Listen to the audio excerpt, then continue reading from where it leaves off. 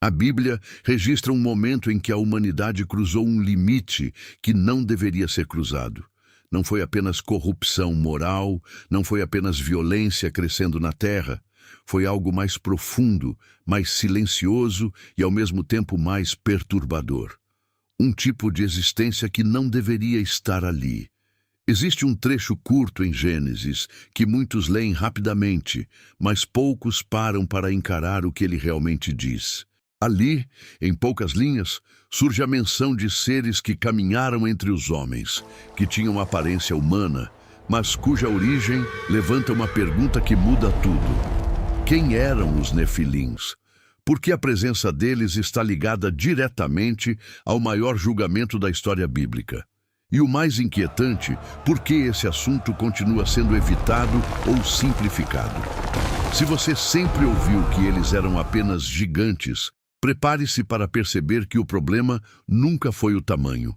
O problema estava naquilo que não podia ser visto.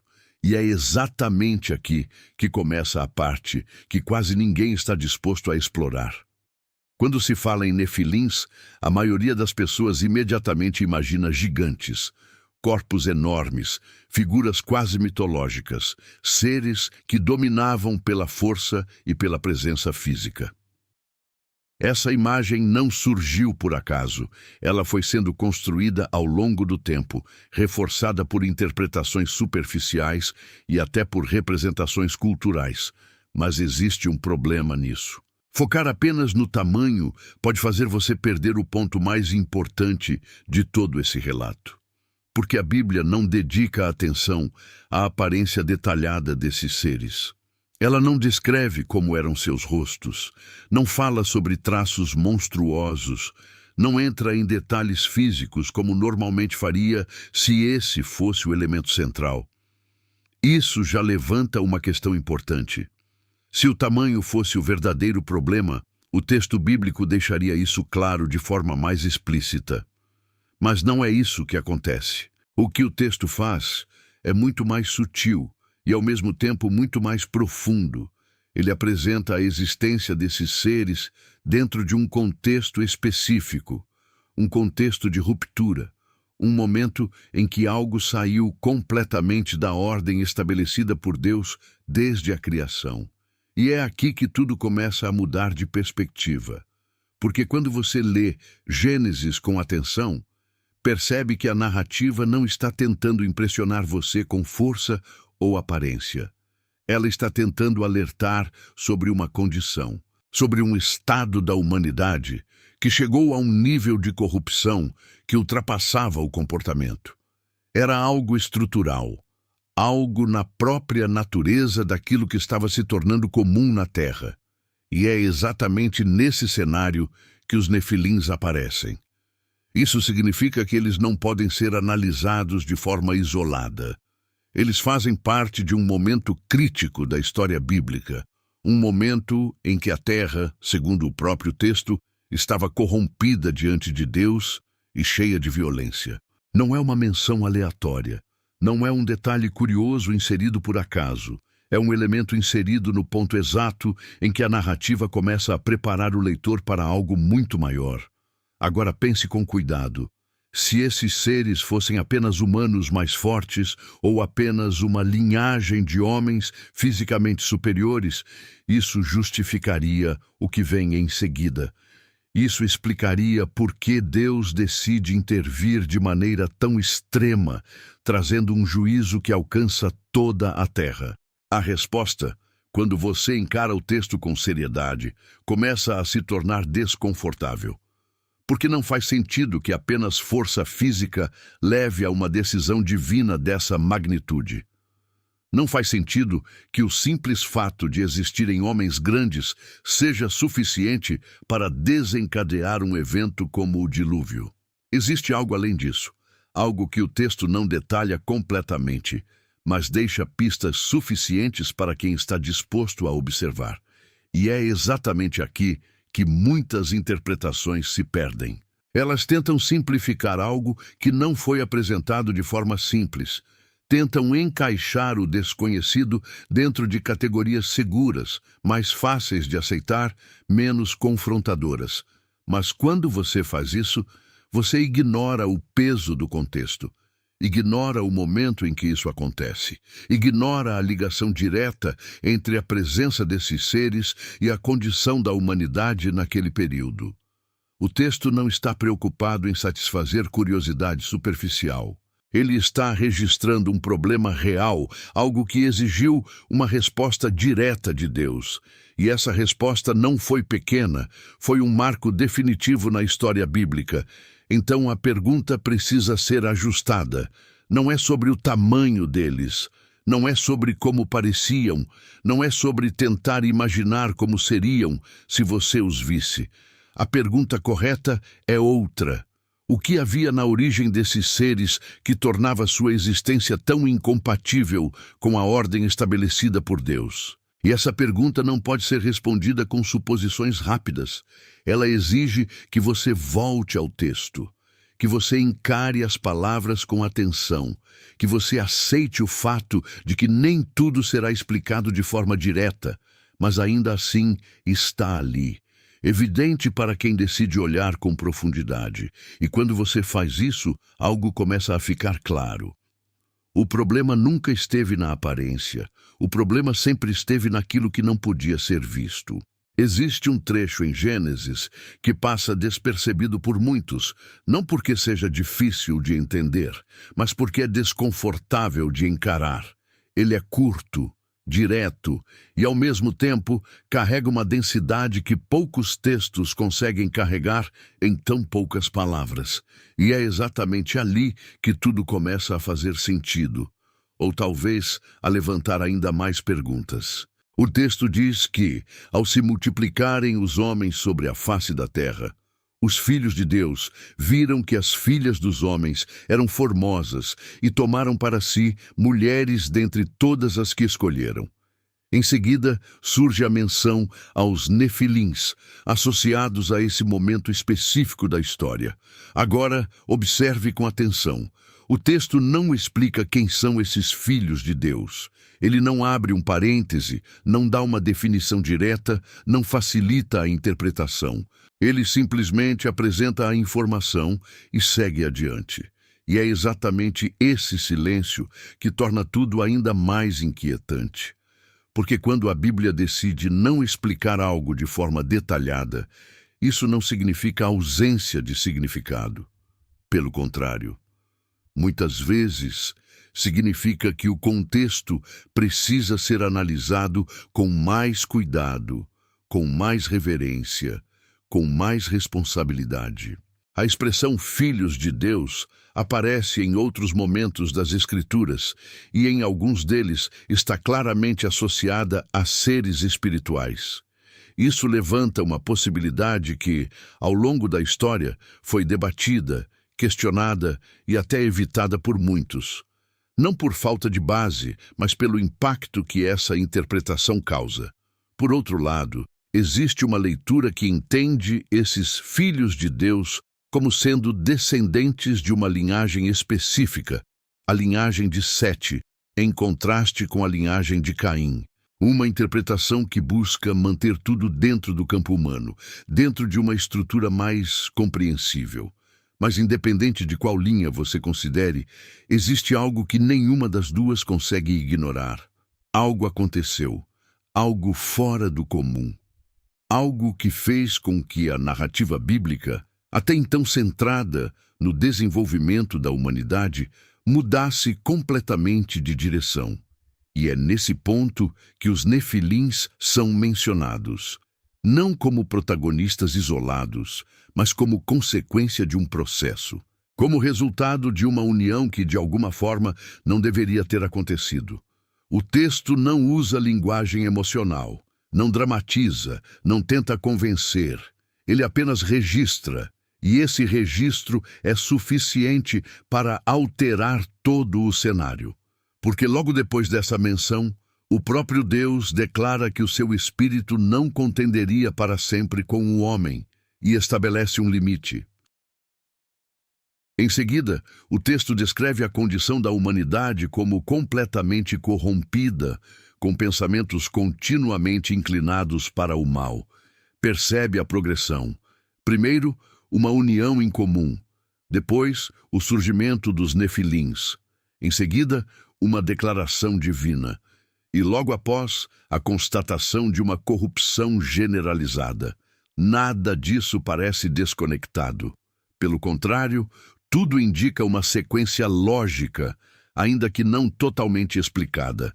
E é exatamente essa sequência que muitos ignoram.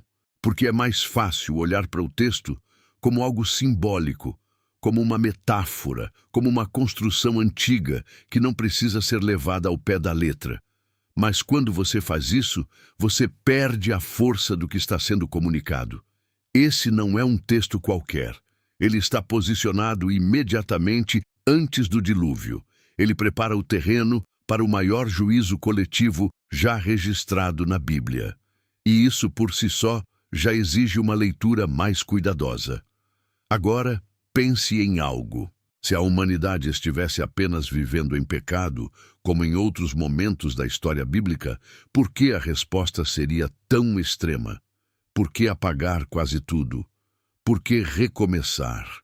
Existe algo nesse cenário que ultrapassa o padrão, e esse algo está diretamente ligado ao que aconteceu nesse trecho.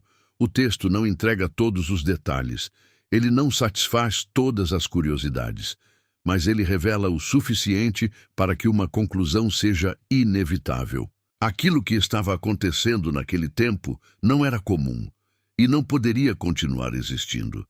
Existe um ponto que muda completamente a forma como esse assunto é entendido, e ele quase nunca é explorado com a profundidade necessária. A maioria das pessoas se prende à ideia de gigantes, força física, algo visível e impressionante. Mas quando você lê o texto com atenção, percebe que a preocupação da narrativa não está na aparência, e sim naquilo que estava sendo rompido. Porque desde o início, a criação segue uma ordem. Cada coisa segundo a sua espécie, cada elemento dentro de um limite estabelecido, cada forma de vida obedecendo a um padrão definido. Isso não é apenas organização, isso é fundamento. É a base de tudo o que foi criado. Agora imagine o que significa algo surgir fora dessa ordem. Não se trata apenas de algo diferente. Trata-se de uma quebra direta de um princípio estabelecido pelo próprio Deus. E é exatamente isso que começa a aparecer no texto de Gênesis, quando os nefilins são mencionados dentro desse contexto específico. O problema nunca foi simplesmente a existência de seres fortes ou imponentes. O problema era o que eles representavam dentro da estrutura da criação, algo que não se encaixava no padrão, algo que indicava que os limites haviam sido ultrapassados. E isso ajuda a entender por que a reação divina foi tão severa. Porque quando a ordem da criação é comprometida, não se trata apenas de comportamento, não é algo que se resolve com correção ou disciplina. É algo que afeta a própria essência daquilo que foi criado. É uma distorção que, se não for interrompida, se espalha. O texto deixa claro que a terra estava corrompida, e essa palavra não aponta apenas para atitudes erradas. Ela carrega a ideia de algo que foi alterado, que perdeu sua integridade original, que deixou de ser aquilo que deveria ser. Agora, observe como isso se conecta. A menção aos nefilins aparece exatamente nesse cenário de corrupção. Não antes, não depois, durante. Como parte desse ambiente que já não estava mais alinhado com aquilo que Deus havia estabelecido no início. Isso significa que eles não podem ser vistos como um detalhe isolado. Eles fazem parte de um quadro maior. Um quadro em que a humanidade não apenas pecava, mas se afastava daquilo que era essencialmente humana dentro do propósito original. E aqui surge uma reflexão inevitável. Se tudo estivesse dentro da ordem, se tudo estivesse seguindo o padrão da criação, haveria necessidade de um juízo como o dilúvio.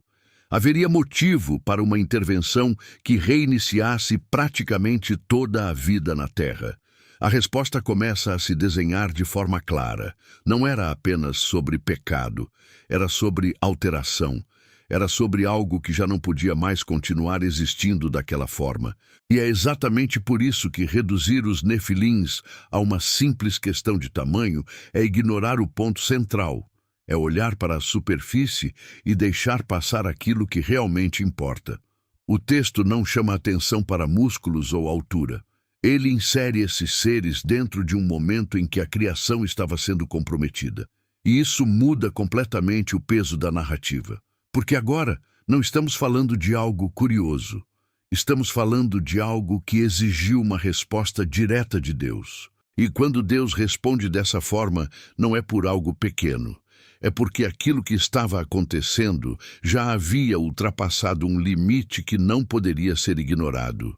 Quando esse cenário é observado com mais cuidado, surge uma necessidade inevitável de interpretar aquilo que o texto não explica de forma direta. E ao longo da história, duas linhas principais tentaram responder exatamente isso. Duas formas de entender quem eram os chamados filhos de Deus e, consequentemente, como os nefilins surgiram.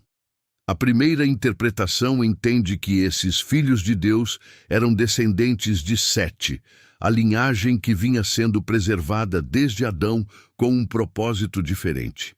Enquanto isso, as filhas dos homens seriam descendentes de Caim, uma linhagem marcada por afastamento, violência e corrupção. Dentro dessa leitura, o problema estaria na mistura entre essas duas linhas. Uma união que levou à perda total da referência espiritual e moral. Essa interpretação tem um ponto importante. Ela mantém tudo dentro do campo humano. Não introduz elementos espirituais diretos nessa união.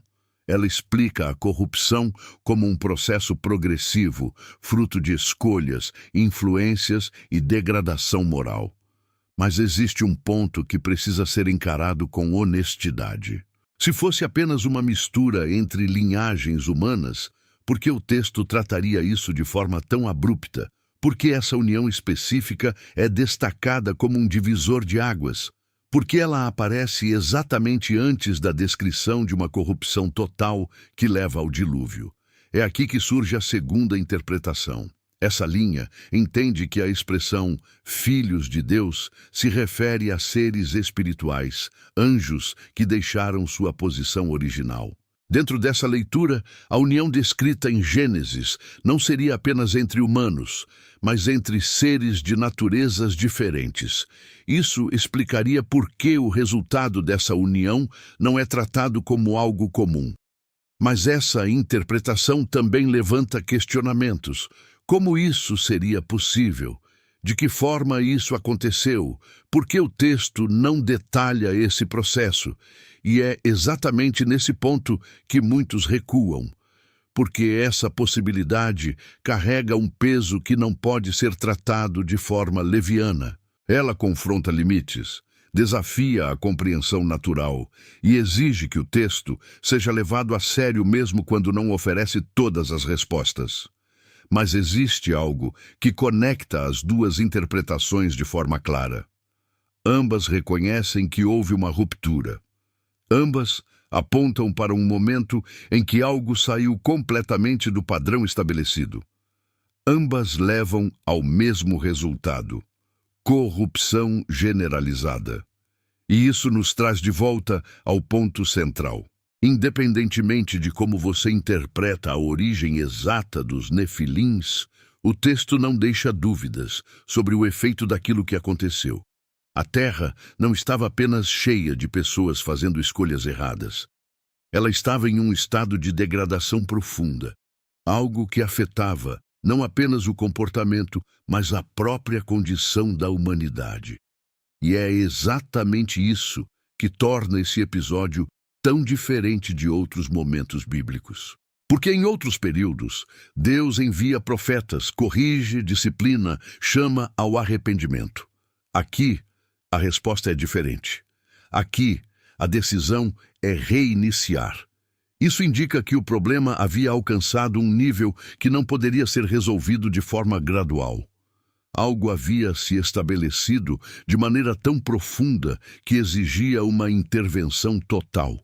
E é nesse contexto que os nefilins permanecem como um sinal, um indicativo de que algo aconteceu que ultrapassava o entendimento comum. Algo que não pode ser reduzido a uma explicação simples. E talvez, justamente por isso, o texto não entrega todos os detalhes. Porque o objetivo não é satisfazer curiosidade, é revelar que houve um momento em que os limites foram cruzados, e as consequências disso não puderam ser ignoradas. Existe um ponto que quase sempre passa despercebido quando se fala sobre esse tema, e ele muda completamente a forma como o dilúvio é entendido. A maioria das pessoas cresce ouvindo que Deus enviou o dilúvio por causa do pecado da humanidade. E isso é verdade, mas não é toda a verdade. Porque quando o texto bíblico descreve aquele momento, ele não usa apenas a ideia de pecado como falha moral. Ele vai além. Ele diz que a terra estava corrompida diante de Deus e cheia de violência. E essas duas palavras carregam um peso muito maior do que normalmente se percebe. Violência não é apenas conflito, não é apenas agressividade. Ela aponta para um estado em que a maldade já não encontra resistência, em que o que é errado se torna comum, aceitável, repetitivo. Um ambiente onde o limite entre certo e errado já foi completamente distorcido, mas é a palavra corrompida que exige mais atenção. Porque corrupção, nesse contexto, não significa apenas comportamento errado. Significa alteração. Algo que foi modificado, que perdeu sua forma original, que deixou de ser aquilo que deveria ser. Não é apenas uma questão de escolha. É uma questão de condição.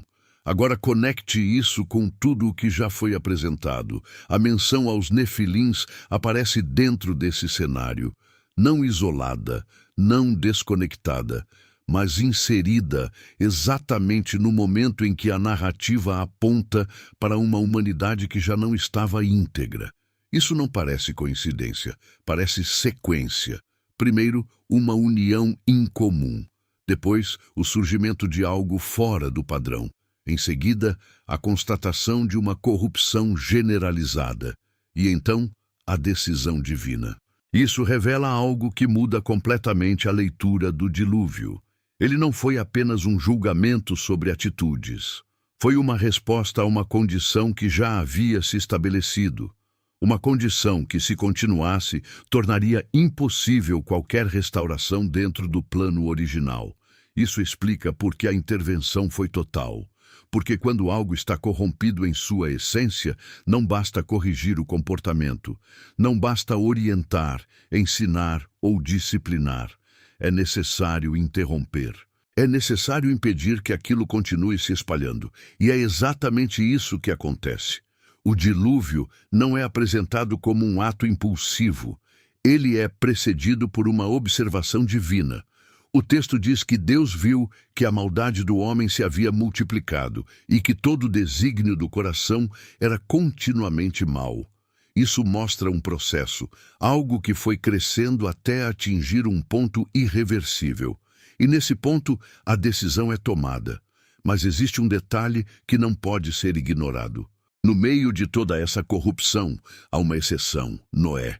O texto diz que ele era justo em suas gerações.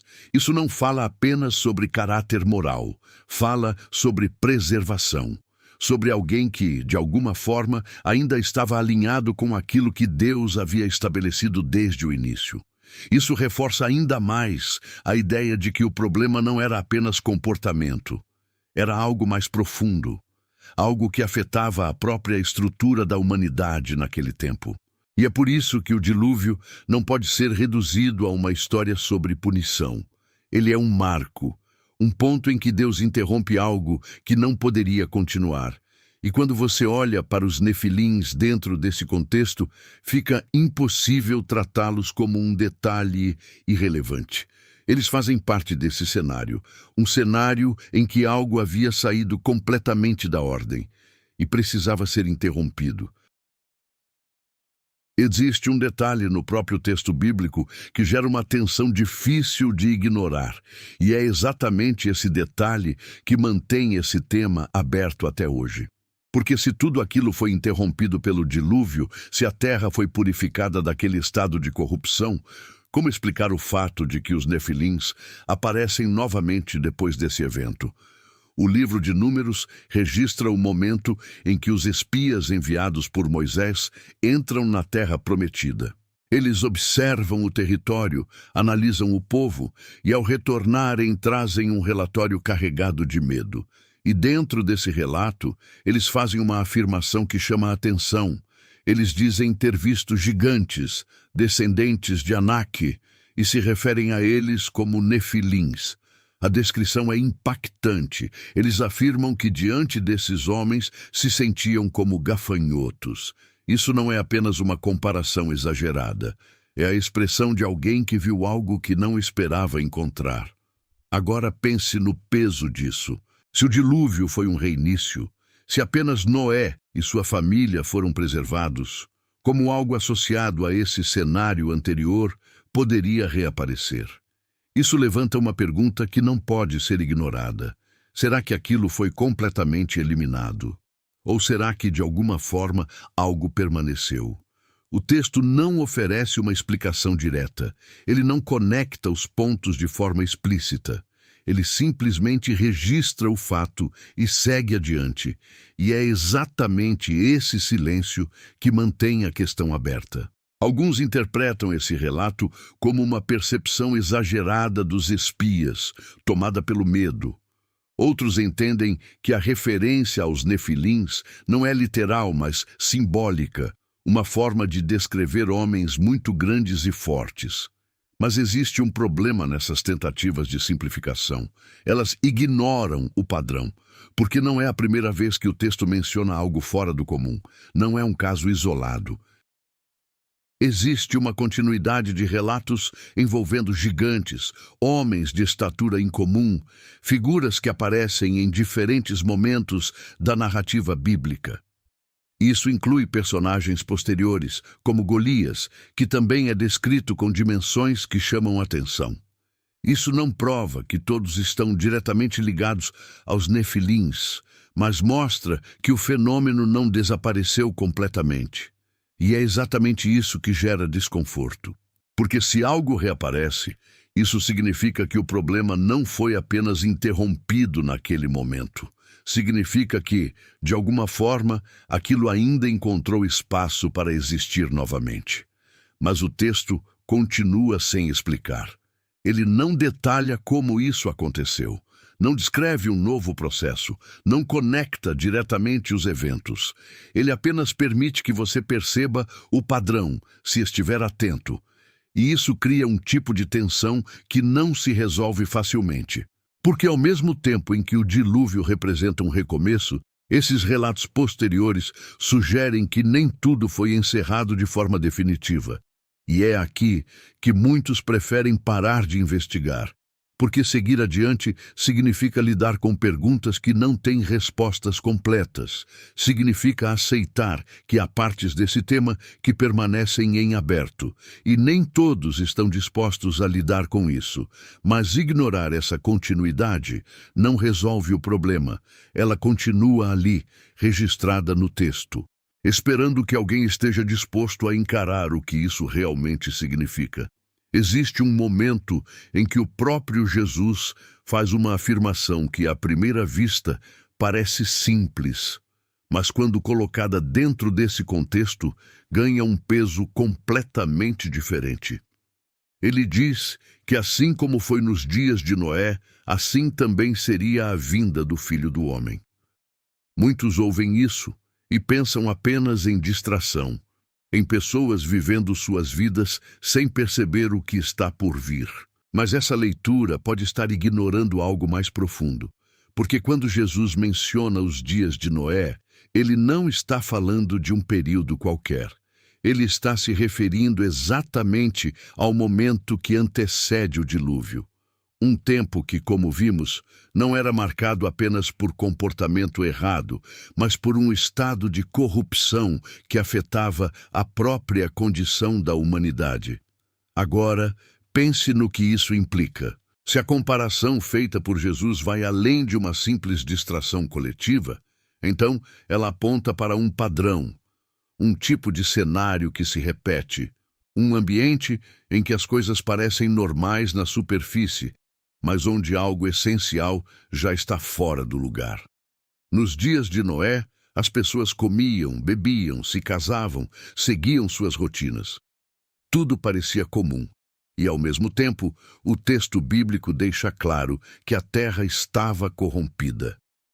Isso significa que a aparência de normalidade não refletia a realidade. E é exatamente isso que torna essa comparação tão inquietante, porque ela sugere que o problema não está apenas no que é visível, não está apenas no comportamento externo.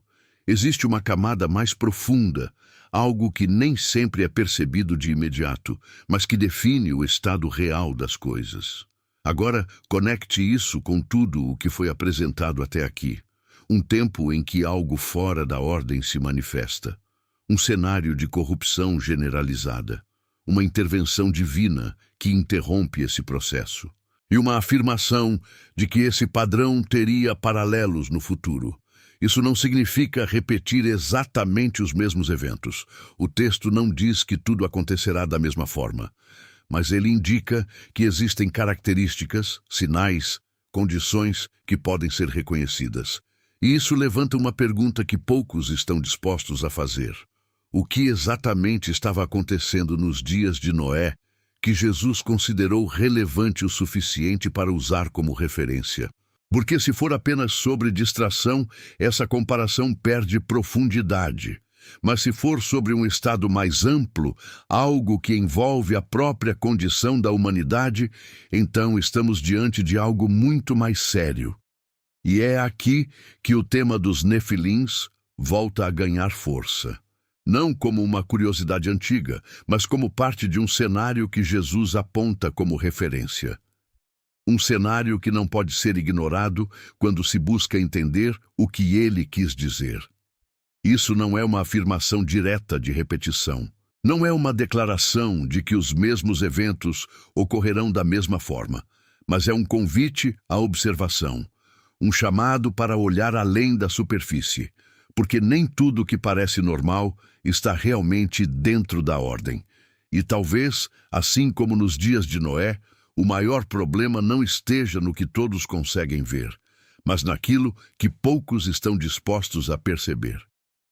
Existe um ponto onde tudo converge, e é nesse ponto que a pergunta inicial finalmente encontra uma resposta mais clara. Afinal, os Nefilins tinham forma humana. Sim, tudo indica que sim. Eles caminhavam, eram vistos, interagiam, ocupavam espaço real na Terra. Não eram invisíveis, não eram abstratos, não eram apenas simbólicos. Mas parar nessa resposta é cair no mesmo erro que muitos cometem, porque a questão nunca foi apenas aparência. O texto bíblico não se preocupa em descrever detalhes físicos, porque esse não é o foco. O foco está na origem, no contexto, no que esses seres representavam dentro daquele cenário específico. Eles tinham forma humana, mas não eram apenas humanos. E é exatamente isso que muda tudo. Porque algo pode parecer comum por fora e, ainda assim, carregar uma natureza completamente diferente por dentro. E é esse contraste que torna esse tema tão inquietante. Nos dias de Noé, não havia placas indicando que algo estava errado. A vida seguia, as pessoas continuavam suas rotinas. Tudo parecia dentro de um padrão. Mas a realidade era outra. A própria terra estava corrompida, e isso não era visível à primeira vista. Agora pense no impacto disso. Se os Nefilins tinham forma humana, isso significa que o problema não podia ser identificado apenas pelo olhar. Não era algo óbvio, não era algo que qualquer um perceberia imediatamente. Isso exige um nível de discernimento muito maior. E talvez seja exatamente por isso que esse assunto permanece tão atual, porque ele revela um princípio que vai além daquele momento histórico. Nem tudo que parece humano é plenamente humano, no sentido daquilo que foi estabelecido por Deus. Nem tudo que aparenta normalidade está alinhado com a ordem da criação. Isso não é sobre gerar medo, é sobre gerar consciência, é sobre entender que a Bíblia não registra esses eventos apenas como história, mas como alerta. Um alerta de que existem momentos em que a humanidade se afasta tanto do padrão original que a própria definição do que é normal começa a se distorcer. E quando isso acontece, o perigo não está no que é evidente, está no que passa despercebido. Os nefilins, dentro desse contexto, não são apenas personagens de um passado distante. Eles são um sinal, um indicativo de que existe um limite que, quando ultrapassado, altera completamente a condição daquilo que foi criado. E isso nos leva a uma conclusão que não pode ser ignorada. O problema nunca foi a forma. O problema sempre foi a origem. E quando a origem está comprometida, a aparência deixa de ser um critério confiável. Existe uma tendência natural de tratar esse tipo de assunto como algo distante, encerrado no passado, limitado a um período específico da história bíblica. Como se tudo aquilo tivesse acontecido, sido resolvido, e não tivesse mais qualquer relevância prática. Mas o próprio texto não permite essa conclusão tão simples, porque quando você observa a forma como esses eventos são apresentados, percebe que eles não são registrados apenas como fatos históricos. Eles carregam um padrão, um tipo de comportamento, um tipo de ruptura, um tipo de consequência. E padrões, quando aparecem nas Escrituras, não estão ali por acaso. Eles existem para serem reconhecidos. E é exatamente isso que torna esse tema atual. Não porque os mesmos eventos precisam se repetir da mesma forma, mas porque os princípios por trás deles continuam válidos. A ideia de uma humanidade que ultrapassa limites, que ignora a ordem estabelecida, que normaliza aquilo que deveria ser questionado, isso não pertence apenas ao passado. Isso é algo que pode ser observado em diferentes momentos da história. E aqui entra um ponto que exige atenção. Nos dias de Noé, a maior parte das pessoas não percebia o que estava acontecendo. A vida seguia, as rotinas continuavam, as escolhas eram feitas como se tudo estivesse dentro da normalidade. E ainda assim, o texto deixa claro que a realidade era outra. Isso significa que existe uma diferença entre o que é visível e o que é real. E essa diferença é perigosa, porque quando a percepção é limitada àquilo que parece normal, fica fácil ignorar sinais mais profundos. Fica fácil tratar mudanças significativas como se fossem apenas parte de um processo natural. Fica fácil se adaptar ao que deveria ser questionado. E é exatamente assim que um ambiente de corrupção se estabelece. Não de forma abrupta, não de forma escancarada, mas de forma progressiva. Aos poucos, aquilo que era exceção se torna comum. Aquilo que era estranho passa a ser aceito, e quando isso acontece, a referência original começa a se perder. Agora, volte ao ponto inicial. Os nefilins aparecem dentro de um cenário em que algo já havia saído da ordem. Eles não surgem em um ambiente saudável. Eles fazem parte de um contexto em que limites foram ultrapassados. E isso revela um princípio importante. Quando a ordem é ignorada, as consequências não se limitam ao comportamento. Elas afetam a estrutura, a essência, a própria condição daquilo que está sendo vivido. Isso não é apenas uma observação teórica, é um alerta, um chamado para não aceitar tudo como normal apenas porque é comum, para não confundir frequência com verdade, para não perder a capacidade de discernir aquilo que está alinhado com o propósito original, porque quando isso se perde, o risco não é apenas errar, O risco é não perceber que algo já está errado, e talvez esse seja o ponto mais sensível de todo esse tema. O fato de que, muitas vezes, o maior problema não é aquilo que chama a atenção, é aquilo que passa despercebido enquanto tudo parece continuar como sempre foi. Existe um momento em que todas essas informações deixam de ser apenas análise e passam a exigir uma decisão pessoal. Porque até aqui é possível ouvir tudo isso como quem observa uma história antiga, como quem analisa um texto distante, como quem reflete sem se envolver. Mas o próprio conteúdo do que foi apresentado não permite que isso termine dessa forma. Porque se existe um padrão, se existe uma repetição de princípios, se existe um alerta implícito nas palavras de Jesus, ao comparar os dias de Noé com aquilo que ainda viria, então isso não é apenas sobre o passado. Isso toca diretamente o presente. E a questão deixa de ser apenas quem eram os nefilins e passa a ser outra. Você consegue perceber quando algo foge da ordem. Você consegue identificar quando a normalidade está apenas na aparência.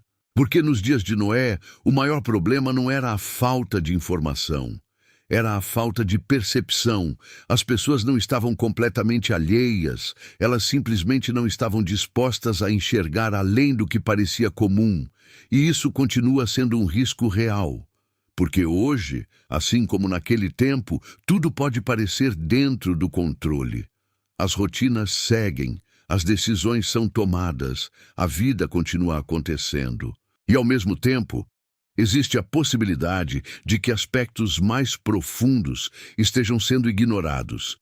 Isso exige uma postura diferente, não de medo, não de paranoia, mas de consciência, de voltar ao fundamento, de entender que a ordem estabelecida por Deus não é apenas um detalhe teológico, mas um princípio que sustenta tudo.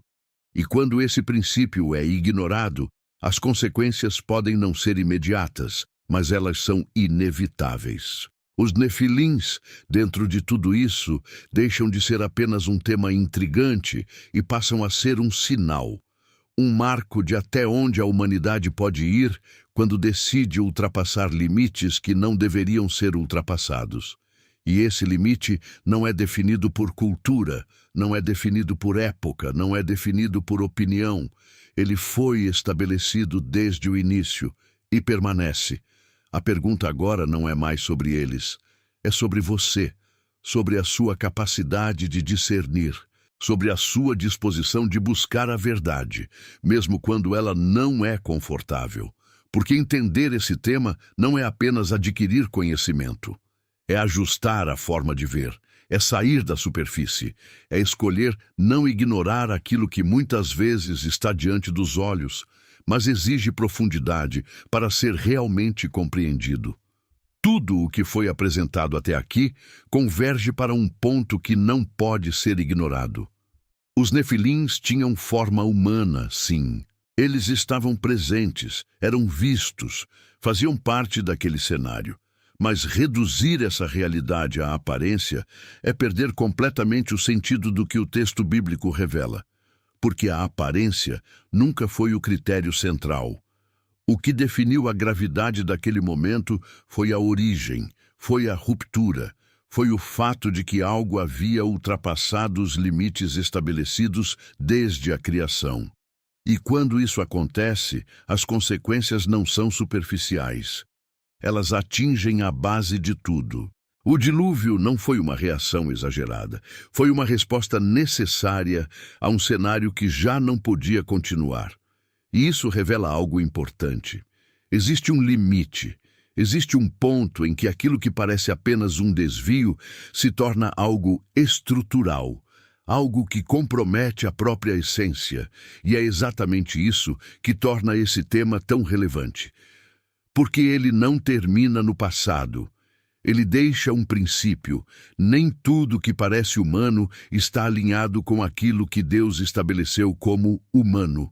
Nem tudo que se apresenta como normal carrega de fato a essência correta, e quando esse discernimento se perde, o risco não é apenas errar, é não perceber o erro. E talvez essa seja a mensagem mais forte de tudo isso. Nos dias de Noé, o mundo não parou. As pessoas não foram alertadas de forma visível, não houve um sinal imediato que interrompesse tudo. A vida seguiu até o momento em que já não havia mais tempo. Isso não aconteceu por falta de aviso. Aconteceu porque aquilo que era profundo foi ignorado, enquanto o superficial parecia suficiente. E isso continua sendo um alerta. Não sobre medo, mas sobre atenção. Não sobre especulação, mas sobre discernimento. Porque a Bíblia não registra esses eventos para alimentar curiosidade. Ela registra para revelar princípios que atravessam o tempo. E entre esses princípios, um se destaca de forma clara. A origem importa. Mais do que aparência, mais do que força, mais do que qualquer característica externa. O que define tudo é aquilo que está na base. E quando a base está comprometida, não existe aparência que sustente. Agora, a pergunta não é mais sobre os nefilins. É sobre o que você faz com o que acabou de entender. Se isso vai ser apenas mais uma informação ou se vai se tornar um ponto de mudança na forma como você lê, interpreta e vive aquilo que a Bíblia revela. Porque conhecimento por si só não transforma. Mas entendimento aplicado, sim. Se esse tema despertou algo em você, então isso já mostra que existe uma busca por entender além do superficial. E essa busca precisa continuar, porque a Bíblia não é um livro que se esgota em uma leitura rápida, nem em interpretações rasas. Ela exige profundidade, exige atenção, exige disposição para enxergar o que nem sempre está explícito. E existem muitos outros pontos que seguem essa mesma linha. Textos curtos, aparentemente simples, mas que carregam significados que mudam completamente a forma como a história bíblica é compreendida. Assuntos que poucos exploram com responsabilidade, mas que fazem toda a diferença quando são entendidos dentro do contexto correto. Se você quer continuar avançando nesse tipo de entendimento, acompanhando conteúdos que vão além do óbvio, então faz sentido permanecer aqui. Porque ainda existem muitas conexões que podem ser feitas, muitos detalhes que podem ser observados e muitos temas que, assim como esse, são pouco explorados, mas extremamente relevantes.